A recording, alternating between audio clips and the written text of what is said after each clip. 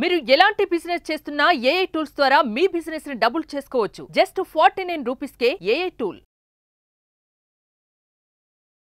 నమస్తే, welcome to Suman TV. ప్రస్తుతం మనతో పాటు ఉన్నారు ఫ్యామిలీ కౌన్సిలర్ రజనీ రామ గారు. నమస్తే మ్యామ్. నమస్తే నవీన. మ్యామ్, చాలా మంది దంపతులు పెళ్ళవగానే పిల్లలు కావాలనుకుంటారు. కొంతమంది ఏంటంటే ఇప్పుడే వద్దు, మనకి చాలా గ్యాప్ ఇద్దాము, ఎంజాయ్ చేయాలి లైఫ్, కెరీర్ బిల్డప్ చేసుకోవాలని కొంతమంది అంటారు కదా. సిల్లీ రీజన్స్తో కూడా చాలా మంది పిల్లల్ని కనడానికి ఇష్టపడట్లేదు. అంటే కొన్ని సిల్లీ రీజన్స్ గురించి మాట్లాడుకుందాం. ఉన్నారు అలాంటి, అందరి గురించి కాదు, కొంతమంది గురించి. అంటే పిల్లలు వాళ్ళకి అడ్డని చెప్పేసి కొన్ని సిల్లీ రీజన్స్ వల్ల, వాటి గురించి ఒక్కసారి. సిల్లీ రీజన్స్ అని మీరు అన్నారు, మనకి అట్లా అనిపిస్తుంది, వాళ్ళకి సీరియస్గానే ఉంటుంది అది. ఎట్లా అంటే ఒకటి చెప్తా. ఫస్ట్, పెళ్ళైన ఫస్ట్ ఇయర్ కాకపోయినా సెకండ్ ఇయర్ అయినా సరే ట్రై చేద్దాము అనుకునే వాళ్ళు ఉంటారు. మీరు అన్నట్టు ఒక 1 year ఎంజాయ్ చేద్దామని, ట్రిప్స్కి వెళ్ళనివ్వండి, ఒకళ్ళ మనసు ఒకళ్ళు తెలుసుకో ఏదని. కానీ కొంతమంది ఉంటారు, వీడు మనకి ఎంతవరకు ఉపయోగపడతాడు, ఇది ఇంపార్టెంట్ పాయింట్గా నేను చెప్తున్నా. వీడు మనకి ఎంతవరకు ఉపయోగపడతాడు, ఎంతవరకు ఓర్పుగా ఉంటాడు, ఎంతవరకు మనకి లొంగి ఉంటాడు, ఎంత నేనంటే ఇష్టము, ఎంత నన్ను ప్రేమించగలుగుతాడు, నేను ఆడింది ఆట పాడింది పాటగా చేస్తే అతను సహిస్తాడా లేదా, భరిస్తాడా లేదా, అసలు లొంగి ఉంటాడా లేదా, ఇవన్నీ టెస్ట్ చేసుకోవడం కోసం పిల్లల్ని వద్దంటారు. ఇలా ఆలోచిస్తారు, పైకి చెప్పరు. అంటే అమ్మాయిలు ఇది అమ్మాయిల గురించి చెప్తున్నాను. ఎందుకంటే నేను డైరెక్ట్గానే 2-3 కేసులు చూశాను. అబ్బాయిలు అంటే ఆ అమ్మాయి అలా అనుకున్నప్పుడు ఆ అమ్మాయి హస్బెండ్నే తీసుకుందాము, అతనేమో ఎంజాయ్ అనుకుంటుంటాడు పాపం. ఇది ఎంజాయింగ్ పీరియడ్, మనం ఎంజాయ్ చేద్దాం అనుకుంటాడు, అమాయకంగా అనుకుంటాడు.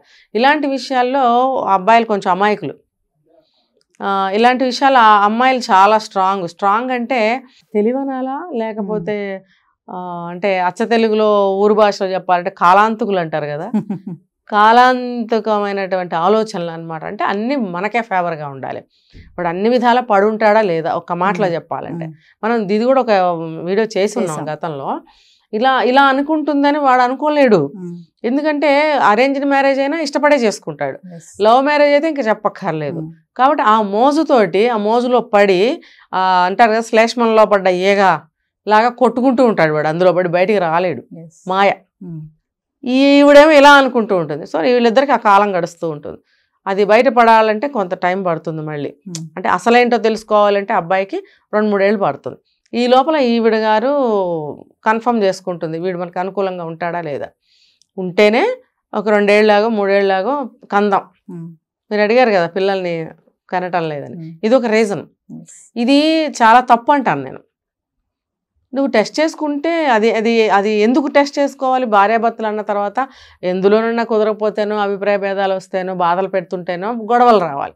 అంటే మేడం, ఇప్పుడు ఈ టెస్టింగ్ అనేది అంటే పిల్లలు పుడితే ఇంకా బాండింగ్ బ్రేక్ చేసుకోలేము అనే ఆలోచన ఉంటుందా వాళ్ళకి? ఏంటి కాదు, టెస్టింగ్ కాదు. ఇప్పుడు మనం ఒక వీడియోలో కొన్ని చెప్పుకున్నాం, అన్నీ కూడా వాళ్ళకి అనుకూలంగా. మీరు అన్నట్టు ట్రిప్స్కి వెళ్ళాలి, వాళ్ళకి ఇష్టమైన బట్టలు వేసుకోవాలి, వాళ్ళకి ఇష్టమైన ఫుడ్ తినాలి, ఎక్కడికి పడితే అక్కడికి వెళ్ళాలి, ఇలాంటి విచ్చలవిడి స్వేచ్ఛ కోసం అని చెప్పి మనం మాట్లాడుకున్నాం. ఇప్పుడు ఇది ఎందులోకి వస్తుందంటే అది కూడా ఇందులోకి వస్తుంది. ఏంటంటే ఇవన్నీ కలుపుకుని వీళ్ళు ఆ అబ్బాయి ఎంతవరకు అణిగి మనకి లోబడి ఉంటాడు, మనం చెప్పిన మాట వింటాడా వినడా, మనకి పనికి వస్తాడా లేదా. నేను పచ్చిగా మాట్లాడుతున్నాను, ఎందుకంటే నేను ఆడదాన్నే, మీరు అమ్మాయి, అందరూ లేడీస్మే ఇలా ఒక ఆడవాళ్ళ గురించి మాట్లాడుకుంటున్నామంటే ఉన్నారు కాబట్టి. ఆ అమ్మాయిలు అలా ఉన్నారు. నేను కదా డైరెక్ట్ సాక్షిని. నేను చూడందే వినందే చెప్పనని చెప్పాను, ప్రతి చోట చెప్తున్నా మాట. ఏంటయ్యా అనంటే, వాడు కట్టుబానిసలాగా ఉన్నాడా లేదా అని. అంటే పిల్లలు వద్దు అనుకునే వాళ్ళ గురించి నేను చెప్తున్నా.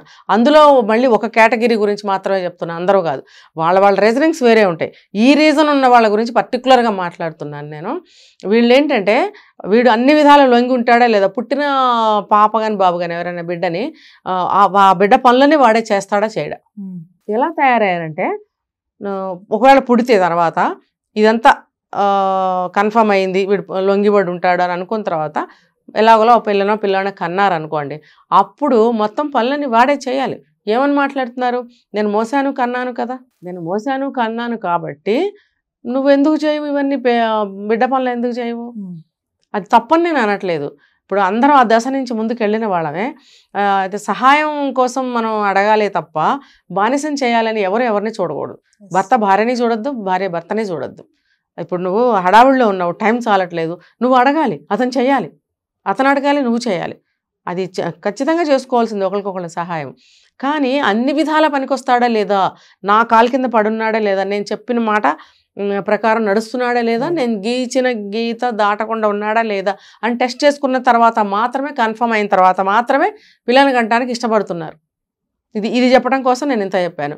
అది అంత టెస్ట్ చేసుకోవడం అవసరమా? నువ్వు పెళ్లి చేసుకున్నావు, నీ జీవితానికి ఒక ఇది కావాలి, తోడు కావాలి, నీడ కావాలి, ఒక ఆలంబన కావాలి, తర్వాత ఫ్యామిలీలో ఒక సంతోషం కావాలి, నీకంటూ ఒక మాతృత్వం కావాలి, అందులో సంతృప్తి కావాలి, సంతోషం కావాలి, ఎన్నో ఉంటాయి. ఇవన్నీ కావాలని ఉన్నప్పుడు, నేను చూడండి కావాలని ఉన్నప్పుడు అంటున్నా. ఎందుకు అంటున్నానంటే ప్రతి మనిషికి కావాలి. పిల్లలు లేనిదే జీవితం ఏముందండి? 2 లక్షలు 3 లక్షలు సంపాదిస్తాం, తాగుతాం, తింటాం, గుడ్డలు కొనుక్కుంటాం, కారు కొనుక్కుంటాం, ఏం మిగిలింది చివరికి? మనకి తలనొప్పి వచ్చినా జ్వరం వచ్చినా చూసేవాళ్ళు ఉండరు, లేకపోతే మానసికమైనటువంటి సంతోషం ఉండదు. పిల్లలు లేని ఇల్లు కానే కాదంటారు. చూడండి, ఒక్క పాపన్న ఉంటేనే ఆ ఇల్లు కళకళలాడుతూ ఉంటుంది. ఇప్పుడు ఎవరైనా చూడండి సంపాదించేది చేసేది పిల్లల కోసమే అని జనరల్గా అంటుంటాం. ఎందుకు వచ్చింది ఆ మాట? పిల్లలతోనే జీవితం ఉంది మనకి. పిల్లలు ఉంటేనే మన జీవితం ఆనందంగా ఉంటుంది. దానికి ఒక సార్థకత చూడండి. ఒక దాంట్లో చెప్తారు ఒక కవి, మాతృత్వంలోనే ఉంది ఆడజన్మ సార్థకం అని అంటాడు. మరి అలాంటప్పుడు ఆ ఆడజన్మ గురించి తెలుసుకోరు, ఒక జీవితం గురించి తెలుసుకోరు. కేవలం భర్త అనేవాడు మగవాడు అంతే. భర్త అంటే ఏంటో కూడా తెలీదు. భర్త అంటే మగవాడు అవసరం కావాలి, ఏది తన అవసరాలకి. పాప పుట్టిన తర్వాత ఒక కేర్ టేకర్ కావాలి, ఒక పనివాడు కావాలి. వాడు ఎవడయ్యా అంటే మొగుడు. మనం మొగుడు అంటున్నాం, అది ఒక మనిషి అంతే. వాళ్ళ దృష్టిలో మొగుడు కాదు, ఒక మనిషి. ఆ ఒక మనిషి మనం చూస్తాం 10 మంది పనివాళ్ళు ఎవరు బాగుంటే వాళ్ళని పెట్టుకుంటాం కదా. అలాగా ఈ పెళ్లికి ముందు కూడా 2-3 ఎంగేజ్మెంట్లు చేసుకుని ఎవరైతే బాగా ఇది అవుతారో వాళ్ళని ఉంచుకుని మిగతా 2 ఎంగేజ్మెంట్లు క్యాన్సిల్ చేస్తున్నారు. వాళ్ళతో అన్ని లక్షలు ఖర్చు పెట్టించి అంత ఆటగా ఉందన్నమాట ఇప్పుడు అమ్మాయిలకి. నేను అమ్మాయిల గురించే చెప్తున్నా, ఇది అమ్మాయిల గురించే జరిగింది, అమ్మాయిల గురించే నేను చెప్తున్నాను. అబ్బాయిలు చేసేవాళ్ళు అబ్బాయిలు ఉన్నారు, పర్టికులర్గా నేను అమ్మాయిల గురించి చెప్తున్నాను. మరి ఇలా ఉన్నప్పుడు ఆ పిల్లల్ని వాడే పెంచుకోవాలి. ఎప్పుడైనా పొరపాటున నోరిప్పి అన్నాడు అనుకోండి, నేను మోయలేదా కనలేదా అంటుంది అనమాట. నువ్వు మోసినప్పుడు ఉన్న బాధ, కన్నప్పుడు ఉన్న బాధ, నీకు జీవితం చివరి వరకు శరీరానికి అంత బాధ ఉండదు. ఇప్పుడు ఒక దెబ్బ తగులుతుందండి, కొద్ది రోజులేక మానిపోయి శరీరం మామూలుగా ఉండదా? జ్వరం వచ్చినప్పుడు శరీరం ఒకలా ఉంటుంది, జ్వరం తగ్గాక తేలిగ్గా ఉండదా? ఇది కూడా అంతే. అయితే ఏంటంటే శరీరంలో బాధలు ఉంటాయి, నేను కాదనట్లేదు. దాన్ని నువ్వు సరిగ్గా సద్వినియోగం చేసుకో. ఒక బానిసలాగా చూడటం వల్ల ఏమవుతుందంటే, వాడు త్వరగానే మేల్కొన్నాడు అనుకోండి, డివోర్స్ అంటాడు. లేదు ఒక మంచి మనస్తత్వం గలవాడు, అడ్జస్ట్మెంట్ గలవాడు, సమస్యని పరిష్కరించుకోగలిగిన మనస్తత్వం కలవాడు అయినట్టయితే అలా లొంగిపోతాడు. లేదు అనుకుంటే వద్దులే నువ్వు నాకని డివోర్స్. ఇవి 2 జరుగుతున్నాయి. ఇంకొక కారణం ఏంటంటే మీరు అన్నట్టు కారు లేకపోయినా డివోర్స్, లేకపోతే పిల్లలు వద్దు. ఇప్పుడు పిల్లలు పుడితే ఎన్నో అవసరాలు ఉంటాయి, ఖర్చులు ఉంటాయి కాబట్టి అవన్నీ లేనప్పుడు మనం పిల్లలకు కనొద్దు. అది రీజనబుల్గానే ఉంది, ఓకే. కానీ ఈ రోజుల్లో ఇప్పుడు ప్రజెంట్ ఎవరి దగ్గర డబ్బులు లేవు. భార్యకు ఒక కారు, భర్తకు ఒక కారు, మరి యాపిల్ ఫోన్లు, ఐఫోన్లు, ఆ ఫోన్లు, ఈ ఫోన్లు, ఐపాడ్లు, మరి ఒక్కొక్క డ్రెస్ కొన్నారంటే 10,000. ఒకప్పుడు 10,000 ఉంటే ఒక ఆడపిల్ల పెళ్లి చేసేవారు. మరి ఈ రోజుల్లో 10,000 ఉంటే ఏమవుతుంది? ఒక డ్రెస్ కొనుక్కుంటారు. మరి అలాంటప్పుడు మీ దగ్గర డబ్బులు లేవా?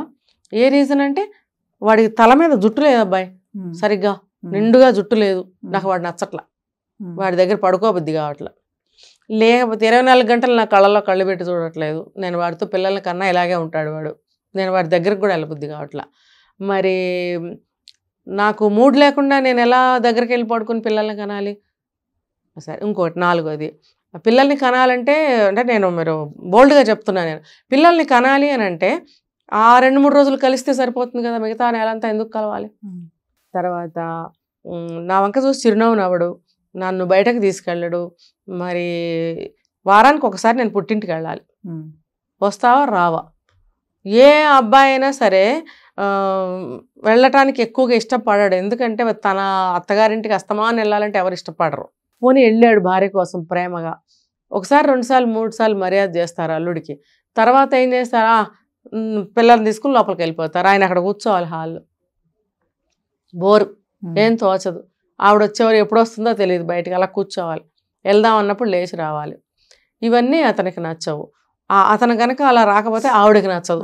అంటే మీరు అన్నారు కదా సిల్లీ రీజనింగ్స్, అంటే ఒక్కొక్కటి వివరంగా చెప్తున్నా. ఇవన్నీ నేను చూస్తున్నాను, నాకు తెలుసు, నేను చెప్తున్నా కూడా వాళ్ళకి. నేను చెప్తున్నా సరే మాకు అవే ఇంపార్టెంట్ అంటున్నారు. వాళ్ళని ఎలా బాగు చేయాలి? 6 సంవత్సరాలు అయింది ఈ రీజనింగ్స్ తోటి పిల్లల్ని కనట్లేదు. ఈ మధ్యలో ఆ అబ్బాయి తరఫున వాళ్ళు ఎవరన్నా వస్తే గిట్టదు. ఎందుకంటే ఇతను గిట్టడు కదా, ఇతను వైపు వాళ్ళు కూడా గిట్టరు. నెలకు ఒకసారి వీళ్ళ పేరెంట్స్ వస్తుంటారు, ఈ అమ్మాయి పేరెంట్స్. వారానికి ఒకసారి ఈ అమ్మాయి వెళ్తూ ఉంటుంది, వారానికి ఒకసారి వెళ్తుంది. వారంలో 5 రోజులు వర్కింగ్, 2 days సెలవు. ఆ 2 days అమ్మగారింటికి వెళ్తుంది. ఈ అబ్బాయి ఏం చేయాలి? ఈ టైంలో ఈ అబ్బాయి తాగుడికి అలవాటు పడినా, ఇంకొకటి అలవాటు పడినా తర్వాత ఏమంటుంది మళ్ళీ వచ్చి? అప్పుడు ఏమంటుంది? కారణం ఎవరు? తనే కదా. ఇప్పుడు నేను ఒక వీడియోలో మనం చెప్పుకున్నాం, మరి మనం మార్చుకోవాలి. ఎటువంటి చెడు లక్షణాలు ఉన్నా మరి ప్లస్లు మనం యాక్సెప్ట్ చేసినప్పుడు మైనస్లు కూడా సర్దుకుపోవాలి. కొన్ని ప్లస్లు ఉన్నప్పుడు కొన్ని మైనస్లు మనం భరించాలి, తప్పదు. ఇదేమన్నా మాయామంత్రం చేసే రోజులు కావు, దేవుడు దిగొచ్చి వరాలు ఇచ్చే రోజులు కాదు, పెద్దవాళ్ళు చెప్తే వినే రోజులు కావు. అలాంటప్పుడు మన మంత్రం మన దగ్గరే ఉంది. అదేంటంటే అడ్జస్ట్మెంట్. ఈ మంత్రాన్ని మనం అలవాటు చేసుకుంటే ప్లస్లు బాగున్నాయి కదా, మరి మైనస్లు బాగోవు, తప్పదు, భరించాల్సిందే. కాబట్టి అలా ఉన్నట్టయితే ఈ సమస్యలు రావు.